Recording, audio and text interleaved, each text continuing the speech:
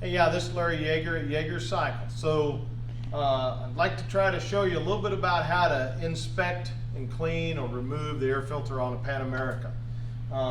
It's actually, once you get to the air box, it's really easy. It's just the tank removal is a little bit involved to do and a little bit tricky. So I kind of wanted to do it step by step by taking the tank off and showing you, but man, it is such small quarters, it's really hard to really show you what you need to see to remove some of these wire connections and some of the fuel lines, okay? So I think I went ahead and just removed the fuel tank and I'll tell you kind of step by step what you got to do, okay? So again, first thing is remove the fuel tank. I would suggest to put some kind of a towel or something around your handlebars. You kind of have a tendency to, you want to pull that tank up and it'll bang on the bottom of the handlebars. Or you could put a towel over the top of the tank. You can go either direction. I would suggest to do that right off the bat, okay? You're gonna have on the left-hand front side of the fuel tank, you're gonna have a one-wire connection for the fuel sending unit, and you're gonna have a fuel tank vent tube you're gonna need to disconnect, okay? It's gonna come down the left side of the frame. There's gonna be this plug-in right here that plugs into the sending unit, and you're going to need to unplug that. To release that, you pop that gray connector down. Just push it down with a little screwdriver, your fingernail, and then that wire connection will disconnect from each other. I'll show you the fuel tank here in just a second so you kind of see what I'm talking about. You also have a vent tube that's right here, and let me show you here over here on the gas tank kind of what I'm talking about on that. So here's the wire connection I was talking about.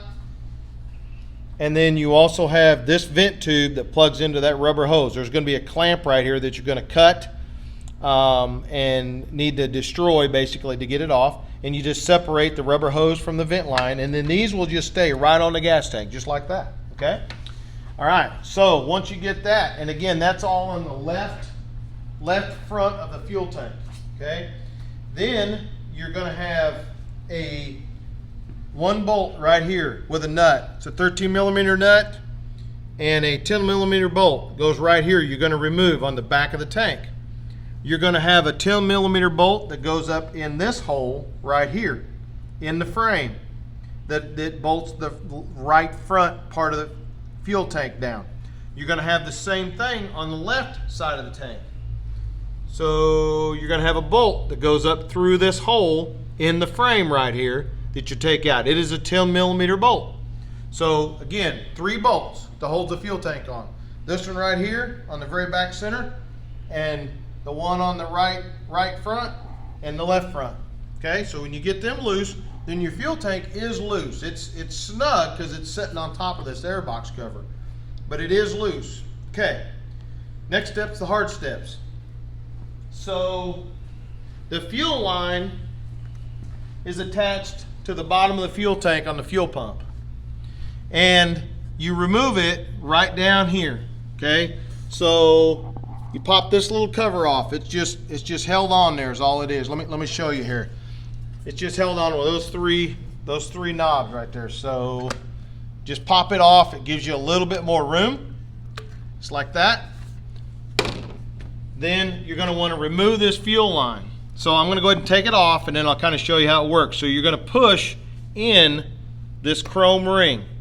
When you push that chrome ring in, then this disconnects just like that. And it's a sealed, it's got a check valve in it that seals it up. So it's not going to leak. It may leak just a little bit of fuel, but not very much. So once you get that loose, it still is attached to the bottom of the tank. I've just removed mine. And it will lift up through this hole. Just like that. It'll come out with the fuel tank, okay? Before you can remove the tank off of the motorcycle, you're going to have to undo this wire. This is the fuel pump wire. This is what runs the fuel pump. So it's really tight quarters to get up in there. So what I did was I lifted the back of the tank up. I set a board underneath of the fuel tank and then set it back down underneath of there to where I could get underneath of the fuel tank to work, okay? So once you get it up and you got a little bit of room, you're going to squeeze your hand up in there. You're going to pop this red connector down, Okay, then you push that in, and then it comes right off the fuel pump. It just slides right off there. And again, one more time, pop this red connector down, then it lets you release that, so you push that in, and then it will slide right off the fuel pump. And you're doing all that by feel, essentially. All of it by feel, pretty much, because you can't see any of it. It's all tucked up underneath of that fuel tank, and it's kind of hard to see. So again, you got 3 bolts, you've got the fuel line here, and you've got the fuel pump wire here. So once you do that, then that fuel tank will just lift right off, and you can set it off to the side. The check valve on the fuel line it won't bleed fuel out of it, so you don't have to worry about that, so it's not leaking fuel everywhere. So then you have 7 number 25 Torx bit screws around the perimeter of this airbox cover right here. You've also got 1 connector, and to release it, you push the wire in on the top, push it down, and it just slides right off. Most of those connectors, what I'll tell you with them, they're tricky, but if you get it correct, it slides right apart. They're really easy when you get it correct. Then your airbox lid comes off, and then the air cleaner itself is held on by a hose clamp, so a straight blade screwdriver or a 5/16 small 5/16 socket will loosen that up and take him right off. Okay, so my bike's only got about 1,000 miles on it. I've never cleaned it yet. It's nice and clean, still looks good. The way you clean this kind of air cleaner is you want to take just a warm water, not hot, not cold, just a warm water, put maybe some detergent soap in it, okay? And then kind of soak it and kind of brush it and let it soak for just a little bit, and then let it dry. Or you can take an air gun with light air and blow it from the inside out, okay? So that'll blow the dirt out of it. Now, sometimes they may have a little bit of oil on them or something of that nature, and if they get that away, you just can't get that clean. I just replace it is what I would do.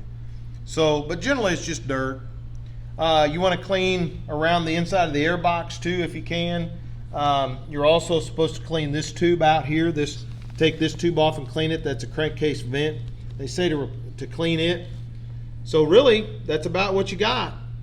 And then this air cleaner just slides right back on there just like that, and you tighten the hose clamp up, put your air box back on, and do everything in reverse on the fuel tank, and you're good to go. So it's not an easy deal. It's just kind of tight quarters. Once you get it off the first time and you kind of get it figured out, it's not a real problem. Just to clarify on the cleaning, is it soaking or use the air? So you let it soak, and then blow the water out with an air gun. Okay. And that'll blow the dirt out. The soap and the warm water is what allows the dirt to loosen up and blow out. So you either let it dry or you can. Yeah. Then you just let it dry overnight. Mm-hmm. You can do that, or you can blow it out. Either one. Got it. Either one of those is preferred. We blow ours out and just go on is what we do. So you can do it either direction. Great. I think that's about it. A little bit of a tough job, and they recommend to do it at the first service, which is 1,000 miles, and then they recommend to do it every 5,000 after that to inspect it. I'd say that if you ride a lot of dirt, do a lot of gravel travel, then maybe you ought to look at it maybe a little bit more often. Our gravel roads around our area right now is really dry and dirty, so maybe do it a little bit more. But that's just kind of depends on the kind of riding you do. Hopefully that helps. Thanks.